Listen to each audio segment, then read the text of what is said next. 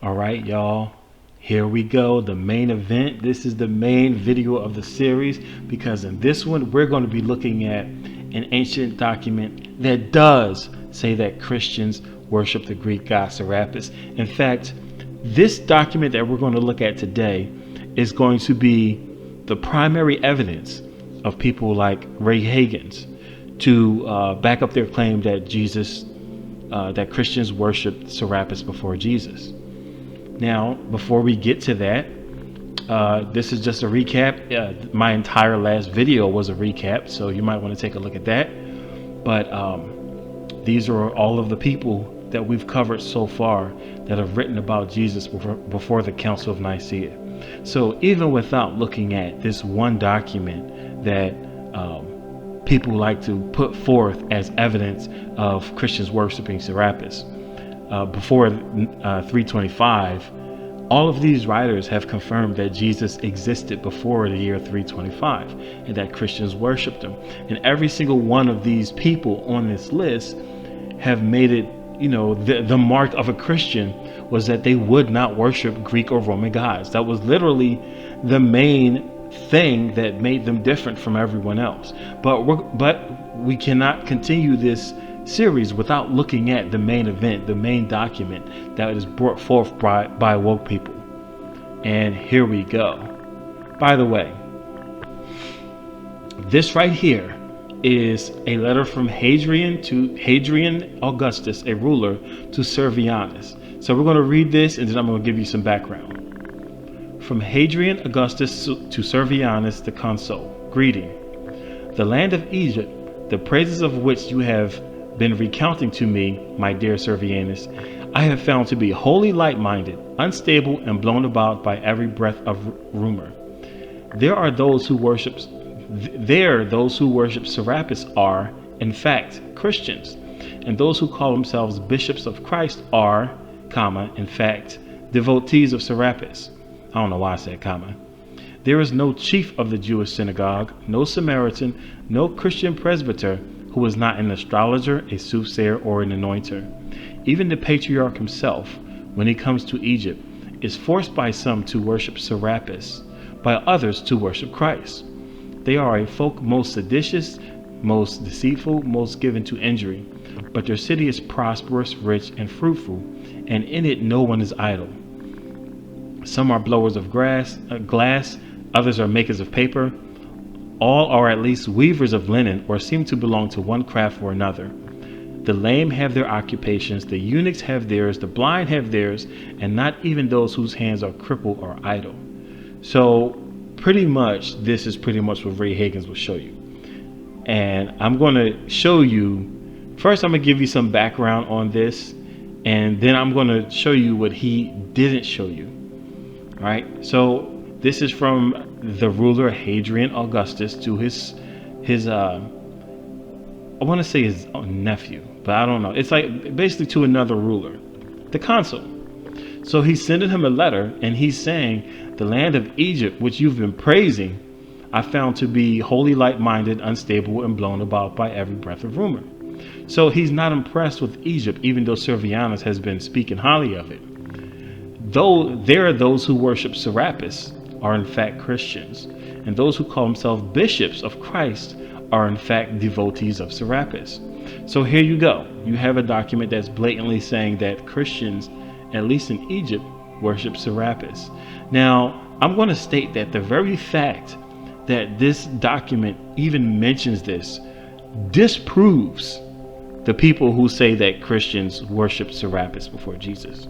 Now, why do I say that? Because if this was the status quo, if this was normal, if this was, if Christianity was the default religion of Serapis, which was a god introduced by the Romans or the Greeks, Hadrian wouldn't have had a problem with this.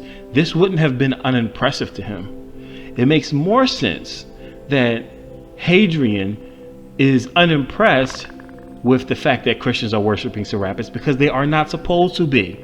And if you've looked at everything we've seen so far, one of the marks of a Christian is that they wouldn't worship Greek or Roman gods. So for him to come across some Christians that are worshiping a Greek god, Serapis, makes no sense to him. It wouldn't make any sense. Like, what kind of crap is this? They're frauds. Now, as he continues on, he says those who call themselves bishops of Christ are in fact devotees of Serapis. Now, bishops are the leaders of the church. So it's not only that Christians, regular Christians, are worshipers of Serapis in Egypt, but the bishops, the leaders of the church, are actually worshiping Serapis. So what I'm saying here is I'm not denying this observation. I'm saying that he did make this observation, and the very fact that he made this observation was disappointed or not impressed by it, and the fact that he felt the need to point it out literally proves that this wasn't the status quo of Christians. Now let's continue on with this section. There is no chief of the Jewish synagogue, no Samaritan, no Christian presbyter who is not an astrologer, a soothsayer, or an anointer. Now, these are, again, if you know anything about the Jewish religion and the Christian religion, they shouldn't have been astrologers or soothsayers. A soothsayer, I believe, is like a fortune teller or an anointer. So basically what he's saying is the Jews there and the Christians there, they're practicing all kind of paganism, right?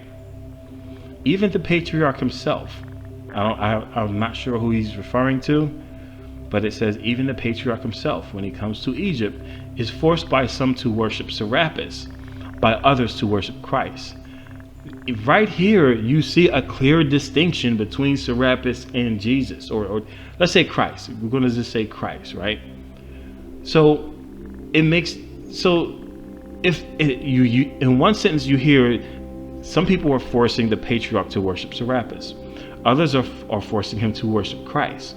Now we know obviously from the other documents we looked at who the Christ is. It's Jesus, especially if you're talking about Christians. So right here you have a clear distinction. In this very document, Christ and Serapis are identified as two entirely different characters, deities, beings, however way you want to say it. Again, this proves my point. This proves the Christian point more than it proves the point of Hagins or anyone else who believes in the whole Serapis conspiracy. Because this letter speaks for itself. Let's continue. They are a folk of most seditious, most deceitful, most deceitful, most given to injury. Now, so these are all negative things. Basically, he's very, very unimpressed with the people here. But their city is prosperous, rich, and fruitful, and in it no one is idle. Some are blowers of glass, others makers of paper. All are at least weavers of linen, or seem to belong to one craft or another. The lame have their occupations, the eunuchs have theirs, the blind have theirs, and not even those whose hands are crippled or idle. So this is a really good thing. Like, they're in a very industrious society. Everybody there has a job, right? So again, I'm going to finish down here, but this is pretty much all Ray Hagins would show you. So before I finish, I'm going to give you some background on this document. This document was not a document like this wasn't written by Hadrian himself. Because if you just scroll right up from the beginning, what you see right here is that this was written by someone else. Now, I'm going to explain this and I'll give you some even more context. I will cite one of Hadrian's letters, taking from the works of his freedman Phlegon, which fully reveals the character of the Egyptians. So Hadrian didn't write this. This is one of his freedmen, probably his secretary or whatever. And the person who wrote this whole thing here is quoting. The person who wrote this here, the author, is quoting Phlegon, and Phlegon is quoting Hadrian, or Phlegon has a letter of Hadrian. All right. So at this point, if that's confusing you, let me give you some bigger background of this document. So, all right, So the Historia Augusta, the site that I'm on now is livius.org. It has a bunch of ancient articles and that sort of thing. There's a couple of sites we're going to look at. We're looking at this because it gives us some details about Historia Augusta. Now, Historia Augusta, if you can see here what it says Historia Augusta is a modern name of a collection of bogus biographies of Roman emperors of the 2nd and 3rd centuries. So my whole point in this video, I'm not even going to necessarily deal with the problems with the document itself. That's a whole nother topic. I mean, that's the easy way out, right? So basically, what we're reading from, I'm sorry, I should have showed you that. What we're reading from is from the document called The Four Tyrants. And I'm going to show you, I'm going to go back to it. And I'm going to go to the top. This is a different website, by the way. This is from the University of Chicago's library. And as you can see, Historia Augusta, the lives of Firmus, Saturninus, Proculus, and Bonosus. So Historia Augusta, as it's called, Historia Augusta is a collection of biographies about various Roman rulers from, at certain from 2nd and 3rd century. And all of these are the books that are in Historia Augusta. All of these are the books, and this column here is the writers, all of the people who are writing. And the one that we're reading, The Four Tyrants, is written by a man named Flavius Vopiscus. Now, some people would say that this is a, like a false name, a pseudonym, and someone else wrote it. It is incredibly difficult to find any information on this person. Anything that I've Googled, anything I've tried to find regarding this person, it simply notes that he is the writer of these books here in the Historia Augusta. So it's, as far as I know, it's not like, well, this is a name that's tied to 10 different works or all these different works like Shakespeare or, or anyone else. This seems to be all that this person is known for. So this person is telling a story about 4 tyrants. So these 4 are the 4 that he's writing about. And the part where we read about the Christians is simply a side note to explain why he's speaking bad about Egypt. So for example, so what we read here was chapter 8. Let's go back to chapter 7. All right, so he's writing about Saturninus. Saturninus was a Gaul born by birth, one of a nation that is evermost restless and always desirous of creating either an emperor or an empire. To this man, above all other generals, because it seems certain that he was truly the greatest, Aurelian had given the command of the eastern frontier, wisely charging him never to visit Egypt. For as we see, this far-sighted man was well acquainted with the Gallic character and feared that if Saturninus visited this turbulent land, he might be drawn by association with the inhabitants to a course toward which he was by nature inclined. So basically, this is kind of an insult. It's saying that as a Gaulian, he's predisposed to be led astray. For the Egyptians, as you well enough know, are puffed up madmen, boastful, doers of injury, and in fact liars, and without restraint, always craving something new, even in their popular songs, writers of verse, makers of epigrams, astrologers, soothsayers, and quack solvers. What in the world is that? Among them indeed are Christians and Samaritans, and those who are always ill pleased by the present, though enjoying unbounded liberty. But lest any Egyptian be angry with me, thinking that what I have set forth in my writing is solely my own, I will cite one of Hadrian's letters, taken from the works of his freedman Phlegon, which fully reveals the character of the Egyptians. So the person who is this, what's this guy's name again? Flavius Vospicus. He's writing about Saturninus, and he's talking about how terrible Egypt is, and he's saying, "Hey, I'm not making it up. I'm going to tell you I'm going to tell you what Hadrian said in one of his letters, taken from one of his own people. So it's not me making it up. It's from one of their rulers themselves, or it's from, you know, another, what do you call it? Another valued or a quality person. You know, like somebody that has credentials. So then we get into this is who we're reading from. We're reading Phlegon. So Phlegon has a work of documents, and he was like a Greek historian. So he has a list of documents, just like the Historia Augusta. And in his work of documents, he has a letter written from Hadrian to Servianus. So this document here, what we're reading, let me go back. What we're reading here technically comes from it comes from the 4th century. The Historia Augusta was written in the 300s. So what we're reading here is all from the 300s. It cites someone who wrote earlier, just like in my video talking about Origen and Celsus. Celsus wrote in like 178 or 175, but we don't have his works. We have Origen's. Origen quotes him in 250. So this is kind of the similar deal here, just to give you some background. I hope that fleshes some things out for you.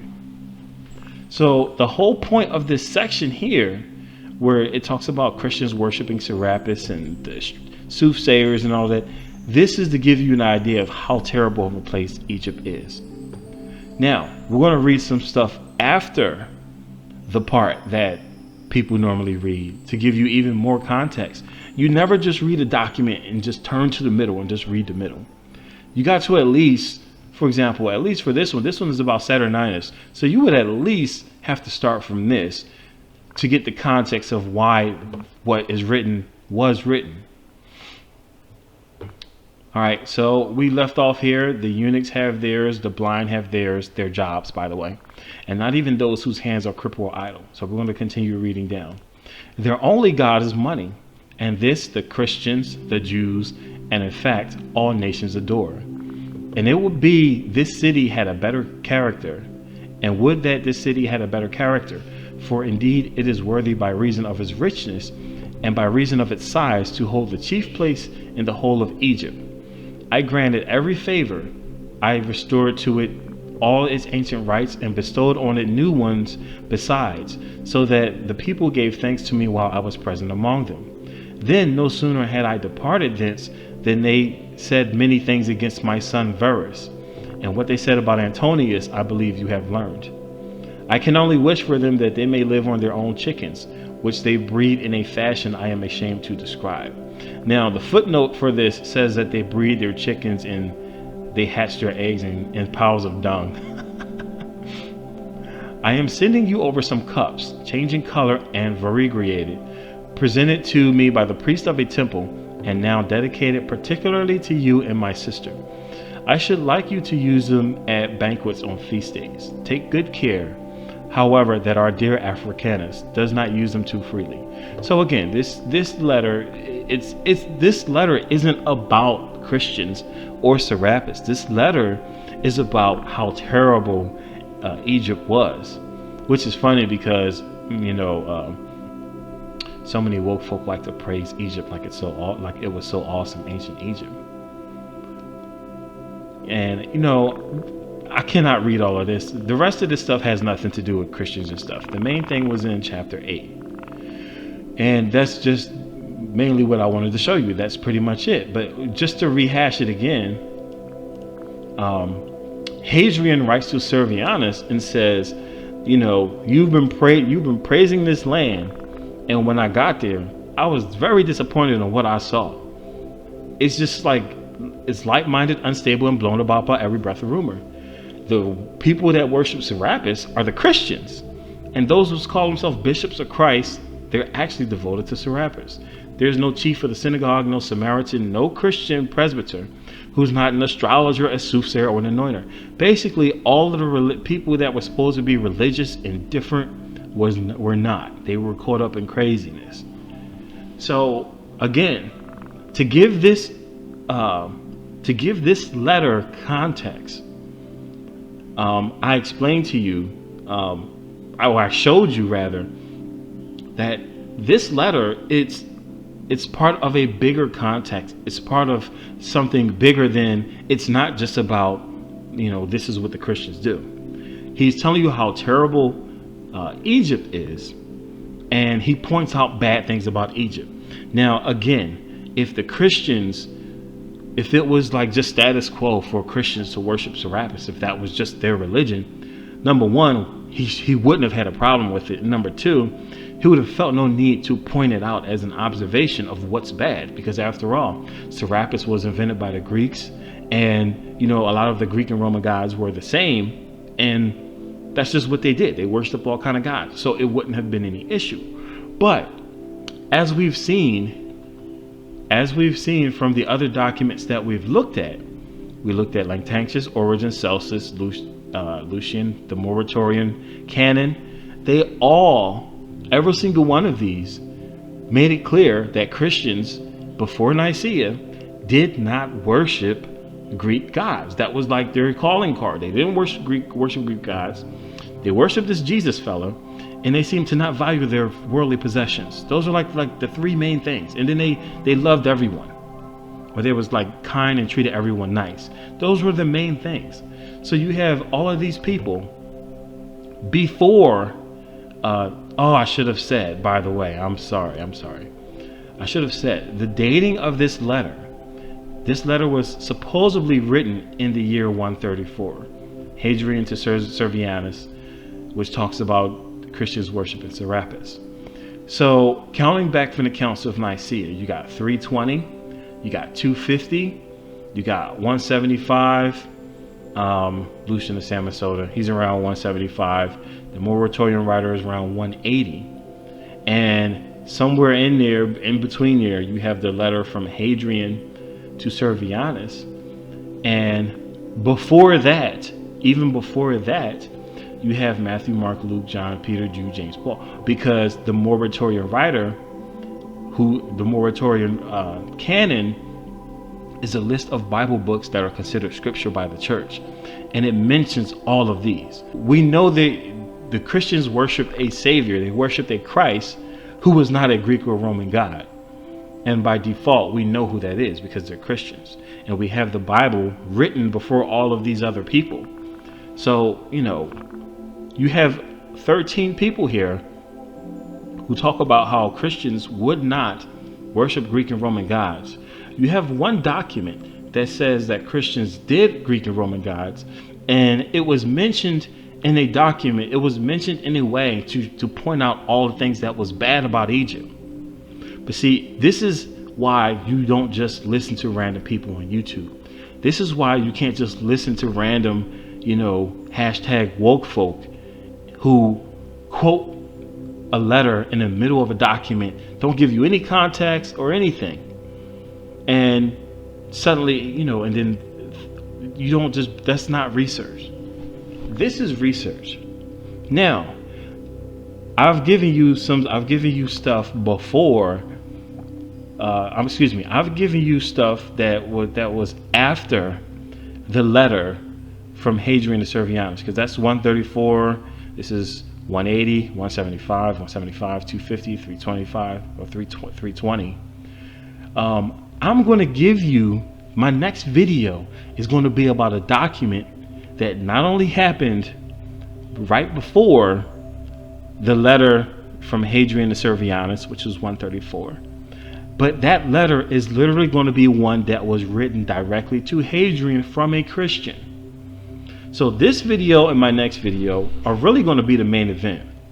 Again, when you see the next video and you see what was written to Hadrian before he came to Egypt, you're going to understand all the more clearly about why he said what he said about Christians and why it was displeasing to him. And you're going to see also all the more on how silly it was for people to read this letter of Hadrian to Servianus and believe that this somehow disproves Christianity. I mean, if this isn't enough for you already, then you're probably just being willful ignorant, because you got 13 people writing the same thing about Jesus. To ignore all of that and to believe one document that says something different is just insane. Like, you wouldn't accept that from anyone.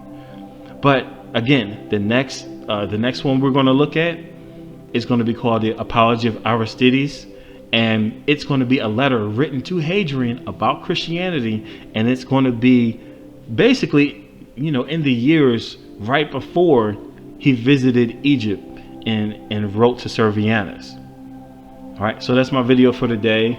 I hope you found this useful. Watch all of these videos, because we got some more coming. And again, the whole point is to determine whether or not Christians before the year 325 worshiped Jesus or Serapis. So far, this far in the video, we have 13 people saying that Christians would not worship Greek gods. We have one document saying that Christians did. Now, if you tell me at this point, did Christianity before 325, did they worship Jesus or Serapis? What does the overwhelming amount of data actually tell you? All right, so stay tuned for the next video. That one is going to be just as interesting as this one, probably even more so.